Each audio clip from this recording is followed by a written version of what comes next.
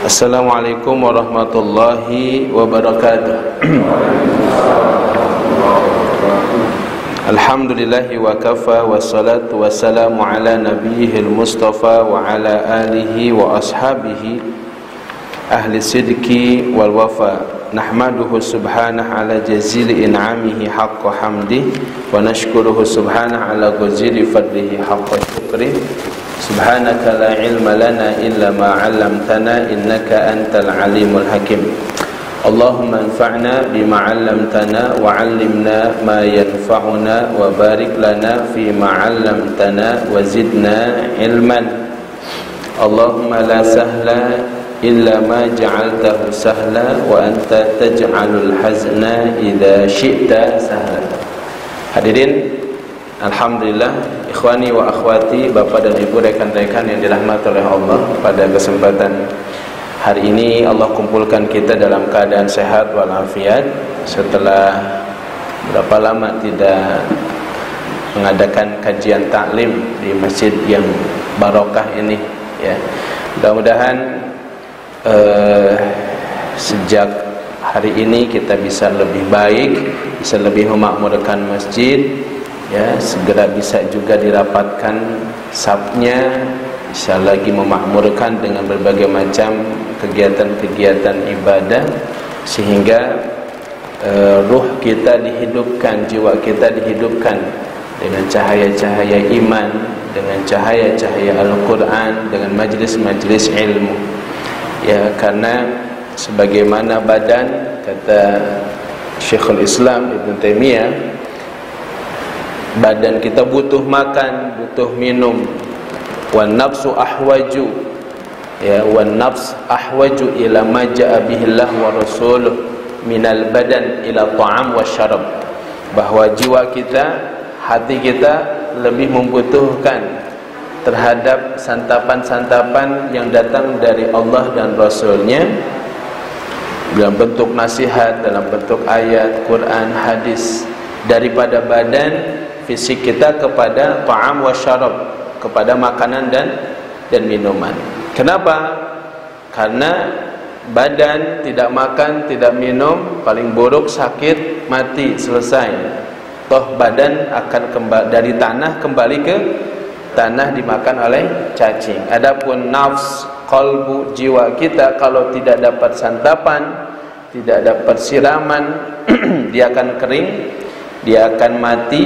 Kalau hati sudah mati, rusak, ya, kehidupan seseorang.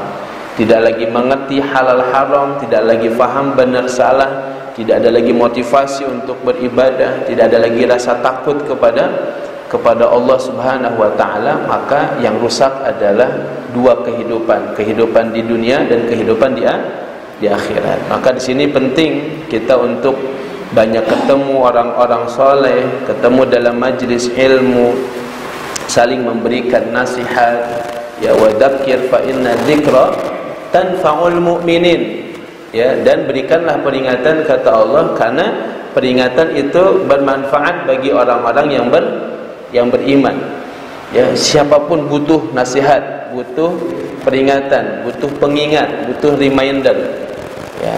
Alhamdulillah, dalam keadaan ini pun sebenarnya kita sudah bisa saling mengingatkan, mendapatkan nasihat lewat majlis YouTubia, ya. Majlis apa lagi? Zoomia, apa lagi namanya? Google Meetia, ya. Apa lagi, ya? Onlinea, gitu. Ya, tapi tetap, ya, ilmu itu, keberkahan ilmu ada dalam majlisnya. Allah turunkan para malaikat di samping kanan kiri kita, ya. Mereka menurunkan yabsutu ajnihataha, mereka menurunkan sayap-sayapnya li talibil ilmi, untuk para penuntut ilmi, ridwan bima yatlub, karena senang dengan apa yang kita lakukan, yang kita cari. Nah, ini berkah, ya, berkah daripada majlis ilmu. Insyaallah, mudah-mudahan ke depan, ya, kita bisa menghidupkan lagi masjid-masjid itu dengan kajian-kajian, dengan majlis-majlis yang halaqah-halaqah, sehingga masjidnya hidup, ruhnya, jiwanya, orang-orang yang di dalamnya pun ikut hidup lagi. Ala kulli hal, yang penting semua yang hadir sini sehat semua, Pak Ibu. Alhamdulillah ya. Mudah-mudahan kita diberi nikmat sehat walafiat oleh Allah, dan kesehatan kita jadi jalan semakin taat kita kepada Allah Subhanahu wa taala. Amin ya rabbal alamin. Kita masih akan melanjutkan kajian kita di dalam tafsir atau tadabbur surah Al-Fatihah.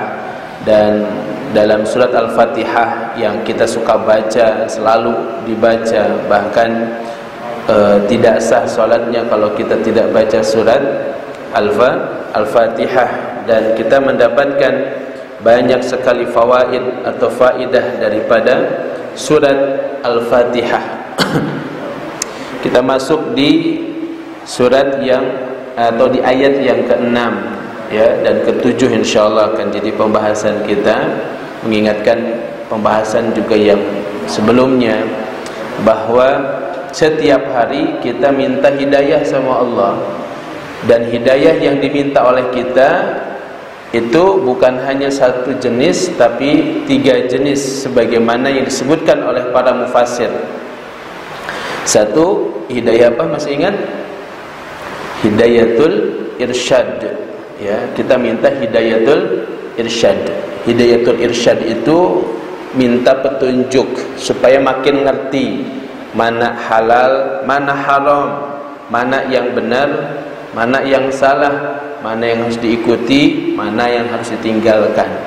Ya, kita belum faham gimana salat yang benar, kita belum bisa baca Quran yang benar, kita belum mengerti makna kandungan bacaan-bacaan salat kita, kita belum paham tentang teori zakat, infak, sedekah, wakaf, apa bedanya, dan banyak hal dalam agama kita yang mungkin kita masih awam, masih belum mengerti, masih belum punya atau kurang ilmu kita tentang hal itu. Nah, ini masuk kategori hidayatul irsyad ya, dan kita dituntut untuk meminta terus sama Allah.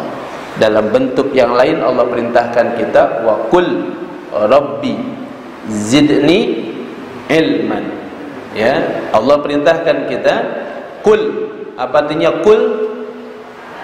Katakanlah, rabbi, Tuhanku, zidni, tambahkanlah untukku, ilman, ilmu.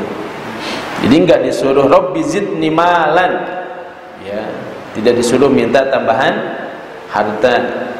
Rabbi zidni fulusan, nah, enggak disuruh minta tambahan fulus. Rabbi zidni zaujatan, jadi zaujatan ya Allah, tambahkanlah untukku istri. Enggak disuruh begitu ya. Yang disuruh oleh Allah apa? Wa qul rabbi zidni ilma. Itu perintah. Al-amru yadullu 'alal wajib. Perintah itu menunjukkan kepada wajib statusnya. Jadi wajib kita minta terus sama Allah, ya Allah, rabbi zidni ilman. Atau dalam zikir pagi kita diajarkan oleh Nabi untuk meminta tambahan ilmu kepada Allah, minta ilmu yang bermanfaat. Ya, di setiap pagi kita disunahkan untuk mengucapkan Allahumma inni as'aluka ilman nafi'an. Ya, kesananya tambahannya rizqan thayyiban wa amalan mutaqabbalan. Tapi di awal kita disuruh untuk meminta apa? Ilmu yang bermanfaat. Karena al-ilmu asasul amal, ilmu itu asas atau landasan daripada setiap amal. Ya, dengan ilmu kita bisa istiqomah dalam beramal. Dengan ilmu kita ngerti apa yang kita lakukan. Nah, ini doa kita, hidayah pertama ya, mengingatkan. Dan itu harus dibarengi dengan amal perbuatan ya. Amal perbuatan dalam bentuk thalabul ilmi. Jangan doanya Rabbi zidni ilman, Rabbi zidni ilman, walam yatlubul ilma, tapi dia tidak mencari ilmu, tidak menuntut ilmu. Seperti orang minta, ya Allah berikan aku anak, tapi enggak pernah menikah, gimana bisa punya anak? Ya, maka dibarengi dengan thalabul ilmu, termasuk menghadiri majelis-majelis ilmu. Jadi hukumnya perintah. Kalau perintah wajib dilaksanakan. Harus setiap hari ada waktu kita untuk menambah ilmu, meminta tambahan ilmu dan menuntut ilmu.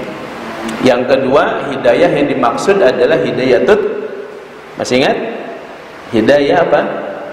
Hidayah taufik. Hidayat taufik. Ya, bukan taufik hidayat.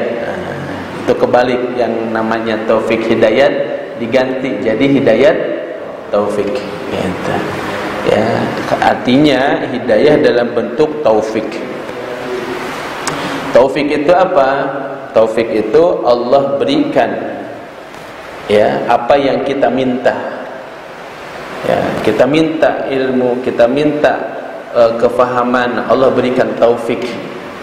Ya, setelah kita mengerti tentang keutamaan amalan, keutamaan ibadah, keutamaan perbuatan-perbuatan, keutamaan amalan sunnah misalnya, enggak setiap orang mau melakukannya. Nah, taufik adalah kita diberikan kemampuan oleh Allah untuk melakukan apa yang menjadi sunnah Nabi SAW tadi. Jadi taufik itu adalah kita bisa diberikan ya restu oleh Allah, diberikan kemampuan oleh Allah mengamalkan ilmu yang telah kita faham. Karena tidak setiap orang berilmu mengamalkan ilmunya. Tidak setiap orang yang mengerti mengamalkan apa yang dia mengerti. Tahu haramnya riba belum tentu meninggalkan riba. Tahu haramnya khamar belum tentu bisa meninggalkan khamar. Tahu haramnya zina belum tentu bisa meninggalkan zina. Nah, berarti dia belum dapat taufik. Kalau dapat taufik, dia ngerti haramnya korupsi, haramnya nipu, haramnya curang, haramnya riba. Nah, dapat taufik adalah ketika dia mampu meninggalkan itu semua.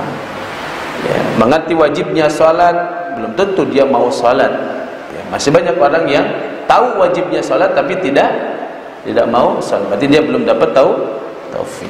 Nah, taufik itu kita mendapatkan taufik dari Allah untuk mengamalkan ilmu yang telah kita mengerti.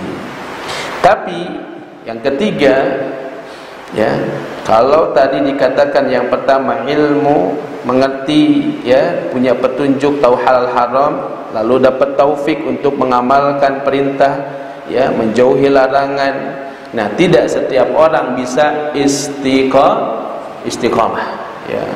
Bisa jadi awal-awal semangat menuntut ilmu, semangat beramal, semangat mengikuti petunjuk Nabi, perintah Allah, larangan Allah dilakukan. Tapi bisa jadi di tengah jalan, ya, kemudian kena godaan, ya, kena bujukan, kondisi membuat dia labil lagi, ya, ketemu teman lama kebawa arus lagi. As-sahib sahib, kata orang Arab. Dia dapat teman-teman yang rusak, sahib, ketarik lagi berbuat dosa di masa lalu lagi. Nah, maka keadaan begini memang kata Nabi hati itu suka bolak-balik. Makanya disebut qalbu. Qalbu itu wa ma yusammal qalbu illa litaqallubihi. Tidaklah disebut qalbu, hati itu qalbu, melainkan karena hati itu suka apa? Taqallub. Apa taqallub artinya? Bolak-balik terus begini, ya. Mungkin ini sekarang lagi bagus kita. Ya, lagi semangat. Wallahu alam tadi pagi, wallahu alam tadi siang, wallahu alam besok pagi. Bisa jadi bolak-balik. Ya, begitu hati. Inna quluba bani adam fi isbi'ain min asabi'ir rahman. Inna quluba bani adam, kata Nabi, sesungguhnya hatinya manusia, bani adam fi isbi'aini min asabi'ir rahman, ada di antara dua jarinya Allah. Yuqallibuhu, tuh lihat. Ya, Nabi bilang yuqallibuhu, Allah bolak-balikan, ya, hati manusia haitsu yasha, sesuai dengan kehendak Allah. Jadi jangan heran hati kita bolak-balik. Kadang semangat baca Quran, nepika 1 juz 1 hari. Ya, adikir malas boro-boro sajuz. Ya, sahalaman ge asa berat, tunduh deui tunduh wae gitu. Ya, muka wae handphone YouTube cenghar deui.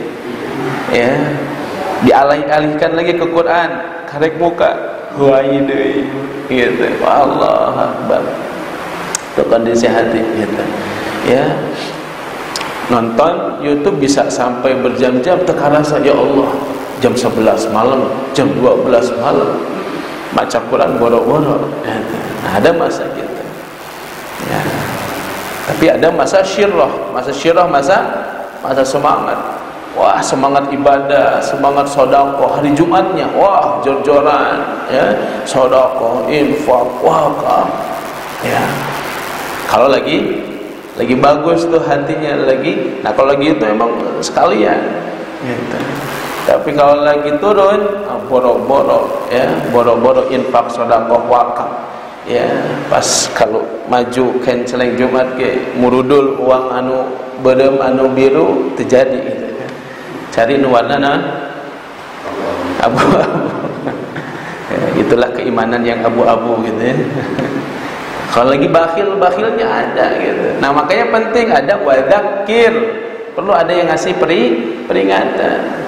Ya, saya juga merasakan kadang ada masa dunia tetep ayah hatina. Ya, pengen benar-benar semua bermanfaat untuk kehidupan akhirat, karena lihat tetangga mati, saudara mati, yang lebih muda mati, nanti datang giliran saya juga mati. Kalau sudah mati, semua yang sudah diusahakan bukan jadi milik kita ya, nama kita sudah enggak lagi disebut, sejak mati sudah enggak disebut nama kita.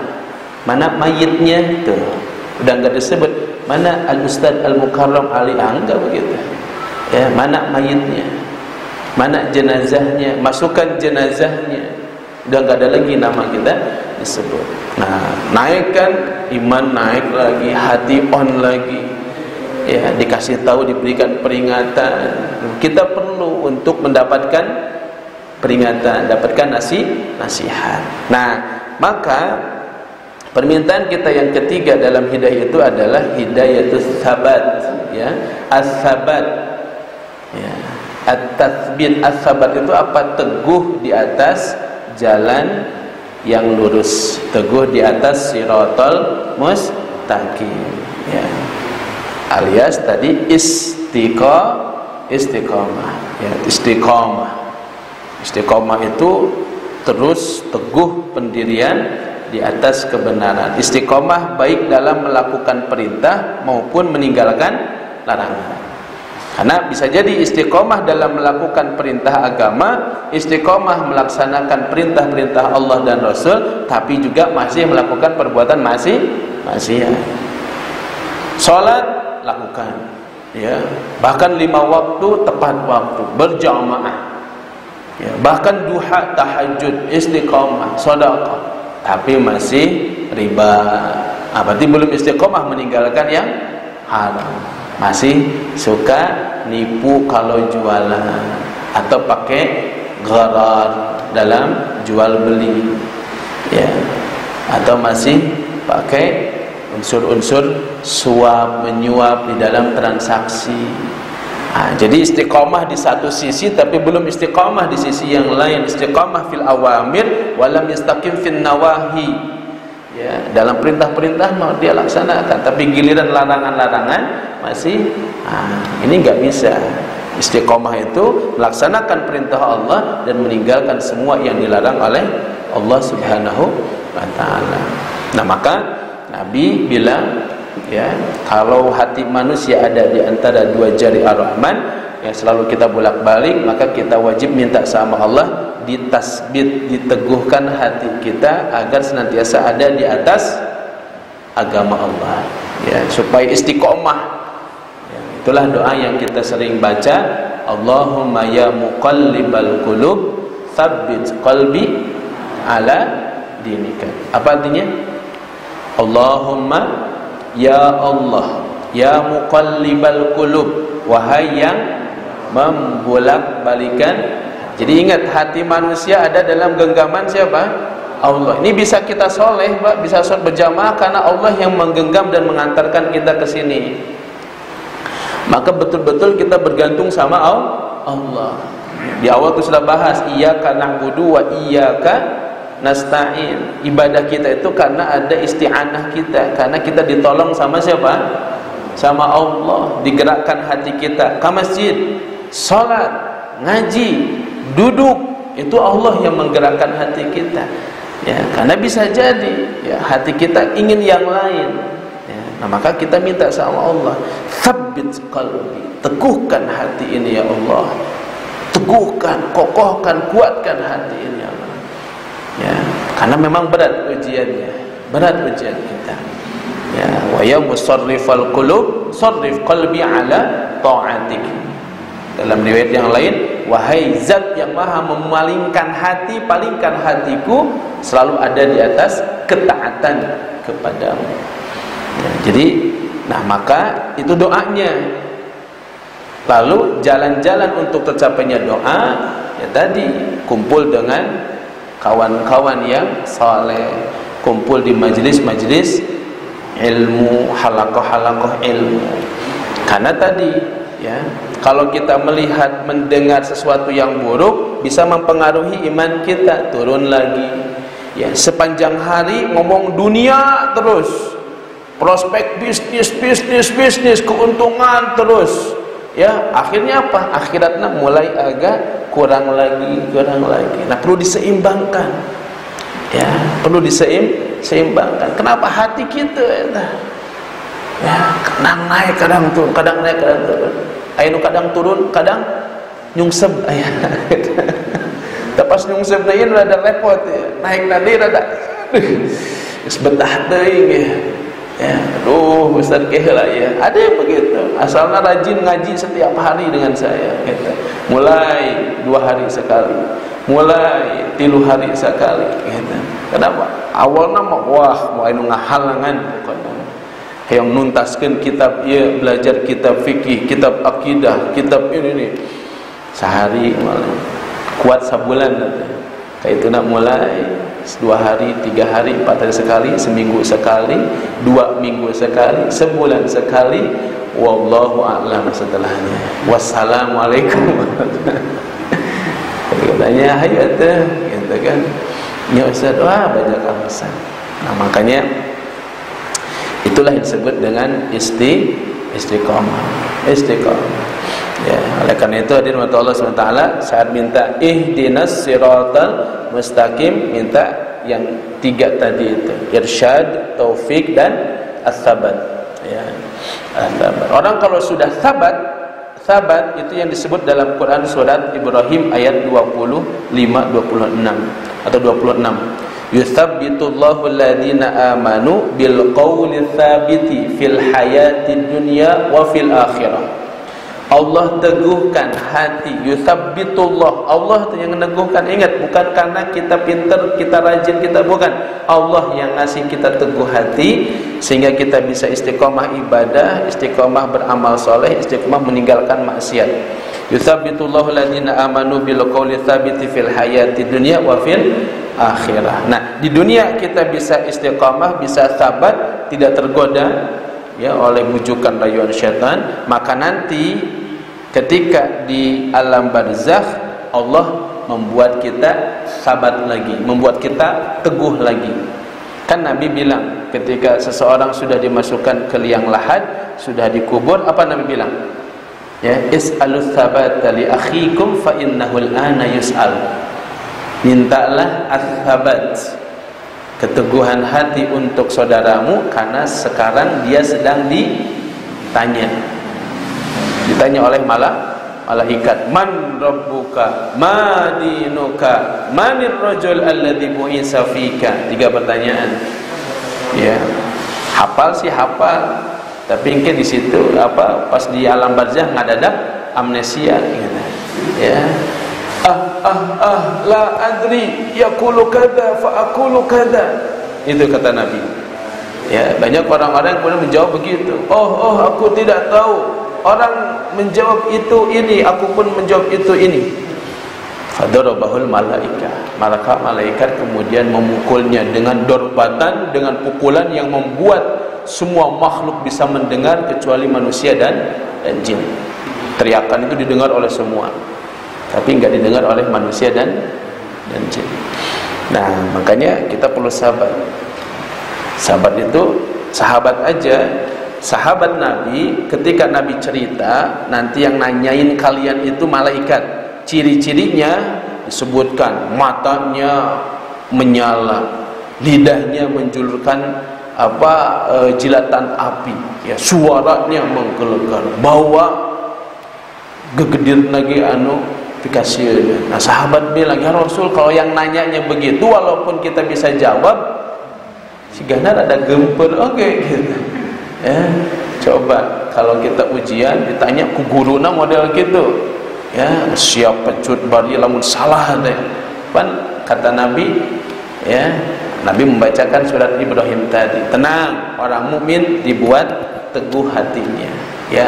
Walaupun yang nanya nabi kasihan seperti itu, dia akan mampu menjawab. Nah, makanya kita minta terus. Jadi penting Pak sahabat. Jadi jangan merasa cukuplah ngespi surgaeun nanti gitu kan, enggak bisa. Ya, jangan merasa di surga. Ya.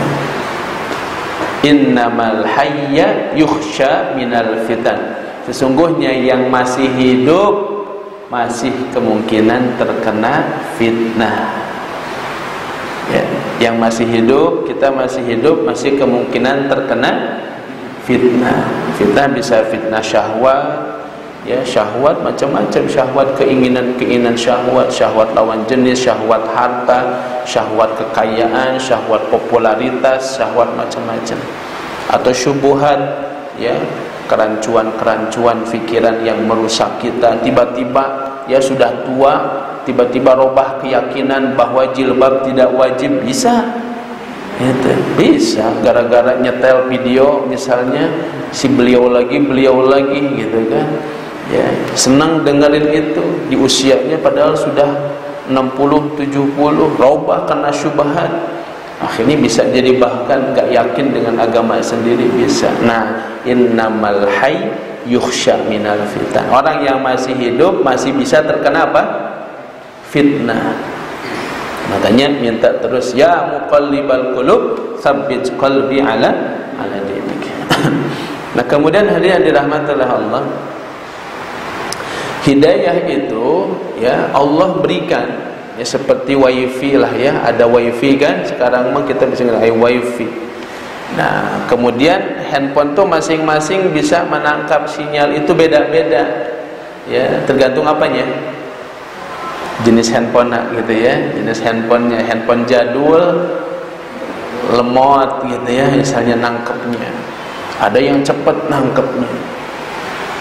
Itu tergantung daripada kondisi jiwa hati kita, ya, hati yang bersih, hati yang lapang, ya, bahkan walaupun dia lahir dalam keluarga bukan Islam, tapi jiwanya senantiasa lapang, fitrahnya terjaga, maka saat dapat pancaran hidayah Islam, dia akan langsung nyantok, bersemangat, mencari, mengejar, ya, bahkan siap berkorban untuk mendapatkan apa yang diinginkan. Ya, lihatlah para mu'allaf, ya, ketika pencariannya itu, karena fitrahnya itu manusia itu, setiap manusia punya fitrah. Orang ateis, orang komunis pun punya fitrah, lahir dalam keadaan fitrah. Ma min mauludin illa yuladu 'alal fitrah. Tidaklah ada satu bayi yang lahir kecuali dalam keadaan fitrah. Fitrah itu apa? Dinul qayyim, kecenderungan kepada din yang lurus. Jadi setiap orang tuh punya itu, Pak. Termasuk orang-orang yang lahir jadi komunis, ateis, ya, orang musyrik segala macam. Ya, Fir'aun, Qarun, Abu Jahal, Abu Lahab, Abu Janda, siapa? Nah, itulah punya fitrahnya gitu. Ya. Biasanya keluar fitrah nanti kalau terpepet. Ya, Allah menggambarkan kalau berada di lautan yang dalam, di perahu sendirian dalam kegelapan malam, ombak gede, minta tolong sama siapa? Pasti dia akan yad'unallaha mukhlishina lahuddin. Pasti yang diminta tolong adalah siapa? Allah. Hilang tuh segala macamnya dibangga-banggakan. Tapi sehari taeun gitu. Ya, beres mas selamat balik deui gitu. Gelokna teh. Ya. Jadi hanya sekejap, tapi membuktikan ada apa? Fitrah. Nah, kafir segala macam. Ada di antara mereka yang terjaga fitrahnya sehingga mereka tidak membuat perbuatan haram, berdosa. Nah, kemudian mereka kritis, kok begini, kok begini, kok begitu.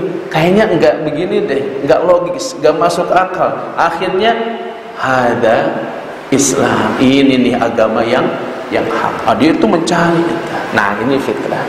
Sama kita pun, Pak, ya. Jiwa kita bersih, ya. Tapi ketika berbuat dosa, apa kata Nabi? Innal mu'mina idza adnaba dzanban kanat nuqtatun sauda'u fi qalbi. Orang mukmin kalau dia berbuat dosa ada satu nuktah, ya, satu noda hitam di dalam hatinya. Fa in zada zadat. Kalau bertambah dosanya, bertambah apanya? Nodanya. Ya. Dan kalau dia wa in istaghfara, kalau dia memohon ampun kepada Allah, maka bersih lagi jiwanya. Tapi kalau bertambah dosanya, bertambah lagi nodanya, sampai apa? Sampai jadi menggumpal. Lalu Nabi nyebut fadzalikar ron. Itulah ron yang disebutkan di dalam Al-Quran surah Al-Mutaffifin, kalla bal rana ala qulubihim makanu yaksibun. Ron artinya gumpalan noda, Pak Bu. Di merek mana dia? Oh, sanes ron ya, sanes. Ya, merek ron. Ron itu artinya apa? Gumpalan noda. Itulah ron. Itulah ron. Kalla bal rana. Sekali-kali tidak, tapi itu adalah ron. Kalla bal rana. Ya, karena apa? Fi qulub bima kanu yaksibun, karena apa yang telah mereka lakukan. Nah, itulah noda yang menghambat turunnya hidayah. Hidayah bisa jadi dimengerti oleh telinganya, oleh matanya, oleh kepalanya, tapi tidak masuk ke dalam hati. Hati nolak lagi.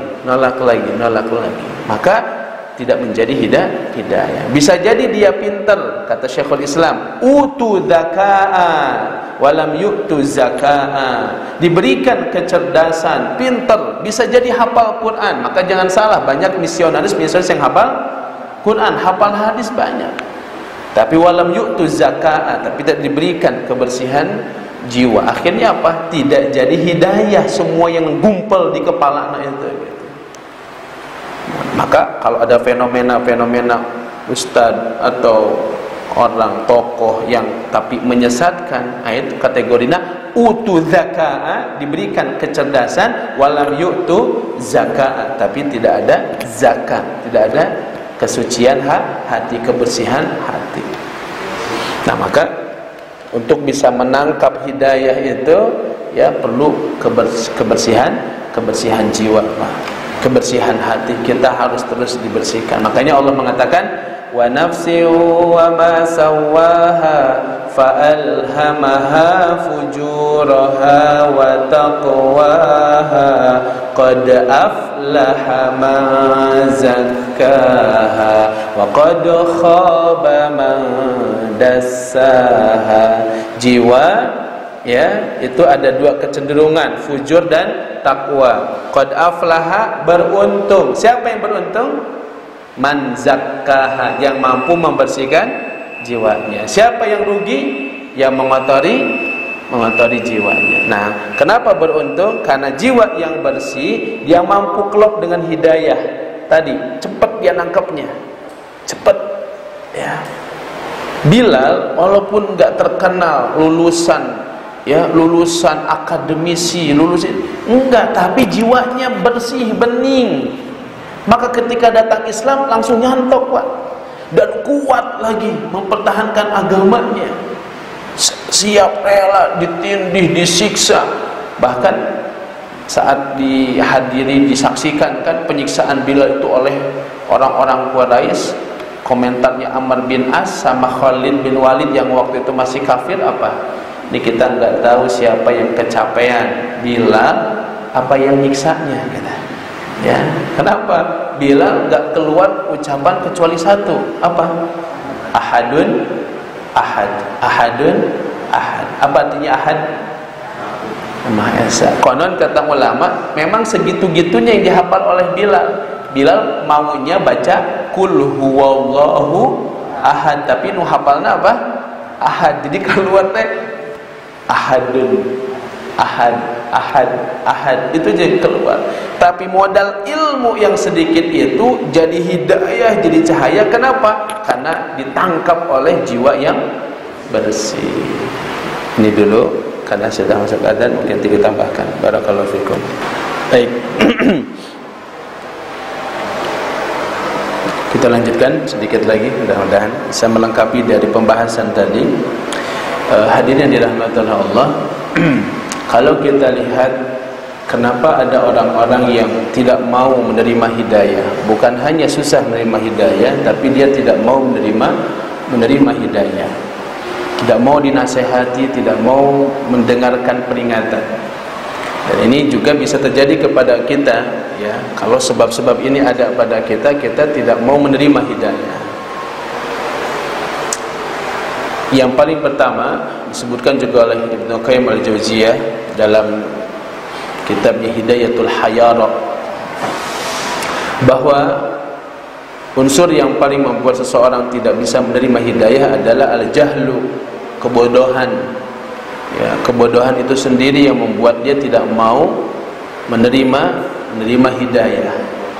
Ya, dia tidak mau mencari ilmu, sehingga dari situ penyebab terbesar dia untuk tidak memahami kebenaran, ya, menolak kebenaran.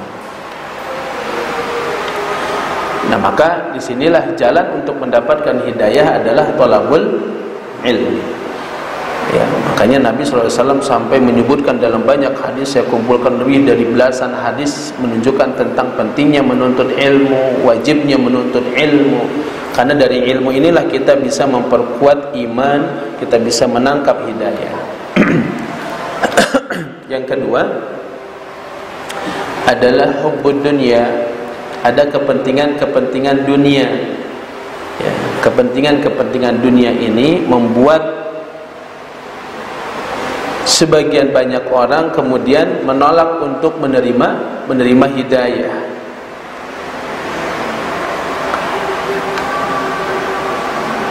Dulu ketika para utusan dikirim oleh Nabi sallallahu alaihi wasallam, ya, para duta-duta dikirim ke raja-raja mengirimkan surat-surat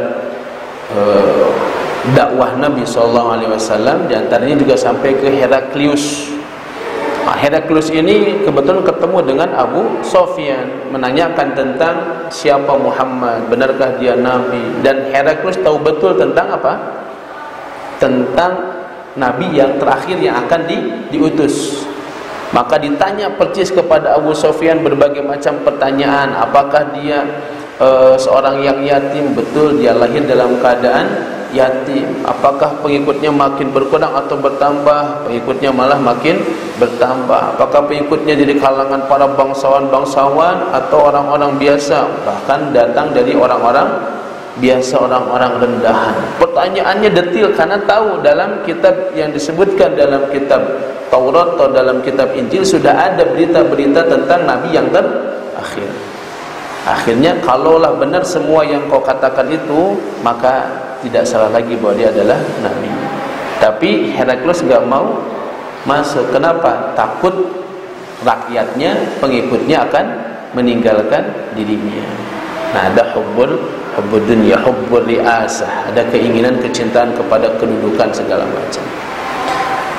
Abu Jahal misalnya, Abu Jahal itu nama aslinya siapa? Umar atau Amru, ya, Ibn Hisham, ya, salah satu di antara dua orang yang Nabi berdoa kepada Allah agar bisa masuk Islam. Tapi Allah memberikan taufiknya kepada siapa? Umar bin Khattab. Nah, tetapi Abu Jahal itu yang digelari juga Abul Hakam karena dia ahli hukum, dia ngerti. Makanya jangan salah, dia sangat paham tentang Islam. Dia ngerti tentang Islam. Dia ngerti bahwa apa yang dibawakan oleh Nabi Muhammad itu hak, benar. Makanya berapa kali ketemu, ya, ketahuan susulumputan mendengarkan bacaan Qur'annya Nabi. Ketemu sama Akhnas yang juga adalah orang musyrik yang tertarik dengan bacaan Nabi, ya, tertarik dengan tilawah, dengan Al-Quran, tertarik dengan Islam lah, tapi malu atau tidak mau menyatakan masuk Islam. Nah, Abu Jahal itu beberapa kali kepergok gitu. Sampai akhirnya ditanya, sebenarnya kenapa kamu tidak mengikuti Muhammad? Apakah Muhammad berada di jalan yang salah? Apakah yang didakwahkan itu salah? Abu Jahal menyangkalnya, yang dibawakannya benar. Lalu kenapa engkau tidak mengikuti agama Muhammad? Ya, kata Abu Jahal, aku, ya, kabilahku dan kabilahnya Bani Hashim Muhammad itu selalu bersaing, dan selalu kita pada posisi yang sama. Sampai pada saat Bani Hashim memproklamirkan ada Nabi di situ, kita nggak mungkin juga memproklamirkan ada Nabi. Akhirnya apa? Saya tidak mau ada pemimpin yang bukan dari kabilahku, karena pengen jadi pemimpin. Ya, ada rasa kesukuan yang besar. Nah, kesombongan ini yang menjadikan Abu Jahal, ya, enggan untuk menerima Islam. Keinginan dia untuk mendapatkan riasah, kedudukan, posisi yang membuat dia tidak mau menerima hidayah. Nah, ini model orang yang kemudian menolak hidayah. Ada juga yang ketiga, kata Ibnu Qayyim, adalah hasad. Apa hasad itu? Apa hasad? Dengki, ya, sudah jadi bahasa kita hasad. Kaum Yahudi, ya, menolak Nabi Isa untuk diimani. Ketika Nabi Isa memproklamirkan dirinya sebagai Rasul Allah, utusan Allah, Yahudi menolak. Ya, kenapa? Karena ada kedengkian. Apalagi ketika padahal Nabi Isa datang dengan membawa syariat yang malah meringankan beberapa syariat di masa Nabi Musa. Beberapa poin dihalalkan di masa Nabi Isa yang sebelumnya diharamkan di masa Nabi Musa. Nah, maka apalagi ketika datang Nabi Muhammad SAW, ya, apalagi Muhammad itu jalurnya bukan dari siapa? Dari Ishak, tapi jalurnya dari siapa? Ismail. Oh, ini mereka lebih benci lagi, dan mereka tahu itu. Makanya ketika awal Rasulullah Muhammad SAW pergi ke Syam bersama Abu Talib di usianya masih 12 tahun, sudah diajak jalan-jalan ke luar negeri oleh pamannya yaitu Abu Talib untuk melakukan perdagangan, ketemu di Busra dengan Bukhara, ya, Buhaira, ya, dengan pendeta Buhaira. Apa kata Buhaira? Disuruh balik lagi, karena Buhaira tahu percis, oh, ini tanda-tanda kenabian ada pada diri Muhammad SAW. Ada awan yang menaunginya, ada ciri kenabian di pundaknya. Akhirnya suruh balik lagi. Kenapa? Khawatir nyampai ketemu dengan orang Yahudi, dan orang Yahudi akan apa? Membunuh Muhammad. Kenapa? Mereka nggak mau ada nabi yang terakhir dari kalangan keturunan Ismail. Ada hasad, ada kedengkian. Gitu. Saudaranya Yusuf dulu menolak nasihat bapaknya. Kenapa? Dengki kepada Yusuf. Nah, ini kedengkian bisa begitu. Ya, bisa kemudian menjadi sebab seseorang menolak agama, menolak Islam. Nah, maka demikian juga kita, kalau ada kedengkian dalam hati kita, ya, maka bisa jadi itu sebab kita sulit untuk mendapatkan hidayah. Nah, maka kata kuncinya agar kita betul-betul bisa mendapatkan hidayah, taufik dari Allah adalah pembersihan hati. Bukan hanya sekedar menuntut ilmu. Ilmu bisa jadi masuk ke kepala, masuk ke telinga, masuk ke mata, ya, masuk ke otak, diolah oleh otak, nempel, tapi nggak sampai ke jiwa. Nah, ini jadi masalah. Ya, ibarat air dimasukkan ke tekona kotor, sehingga pas dikeluarkan, walaupun yang masuk air Zam-Zam, tapi pas keluar air Zam-Zam yang kotor. Nah, ini berbahaya. Tapi kalau jiwanya bersih, meskipun hanya satu huruf yang masuk, dua huruf yang masuk, pasti bermanfaat.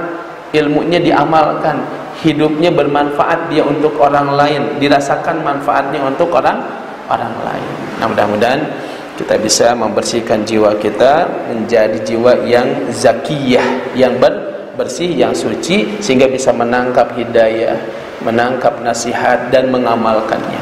Makanya doanya Nabi kita bisa amalkan, minta agar jiwa kita bersih. Doanya begini, boleh diikuti. Bismillahirrahmanirrahim. Allahumma ati nafsi taqwaha wa zakkiha anta khairu man zakkaha anta waliyuha wa maulaha. Sudah di luar kepala? Alhamdulillah.